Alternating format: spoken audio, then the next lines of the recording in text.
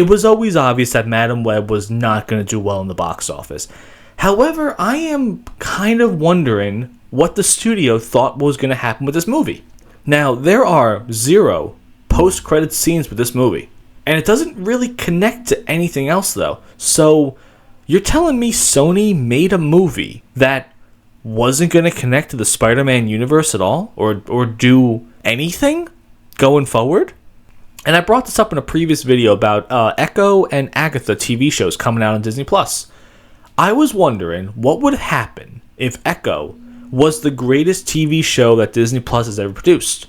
Because I said in the video that it was going to probably be a standalone thing, and after the show is ended, the character Echo is going to do nothing else. She's not going to be connected to Daredevil. She's not going to go off to do her own thing, though. She's not going to join the Avengers. And I was a little bit curious of why this show was made. But it does beg the question, what would have happened if Echo was the greatest thing? Would she eventually be leading the Avengers? I'm just saying, like, if that show came out, though, and Disney Plus got like 50 million new subscribers, and this show was seen millions and millions of times a day, they would probably change all of their plans and center their future around Echo. And I'm questioning the same thing with the Agatha TV show. It's a prequel show. What's the point of it? What are we going to get out of it? Are we going to see Agatha going forward? Are we going to get any resolution to her character? Probably not.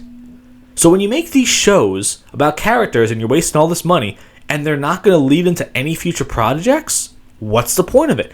But back to Madam Web, same thing. You made a Madam Web movie. Now, from the cartoon show in the 90s, she was connected to Spider-Man. They were doing things. She was part of his storylines. She's not part of this storyline at all. She's not part of Tom Holland's world. He's not part of Andrew Garfield's world. She's not part of Tobey Maguire's world. So you made a standalone movie to accomplish what? You can't do that with franchises, especially well-known franchises like the Spider-Man world. They all have to lead to something. The Batman movie came out, and now they're making a Penguin TV show. Obviously, we're going to see a lot of stuff going on that's going to connect to those movies going forward. That's the whole point of making spin-offs. And then you're eventually going to bring Robert Pattinson again into the Penguin, played by Colin Farrell, and they're going to have a confrontation. So with this one, what's the goal of Madam Web?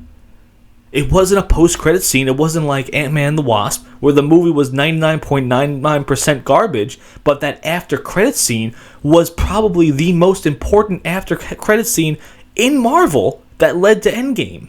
This movie, it accomplished nothing.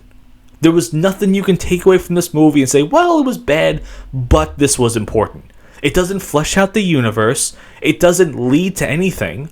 So what was the point of it? But what do you guys think about that? What could have been the best case scenario for this movie? And also, which Spider-Man do you think her universe was going to be involved in?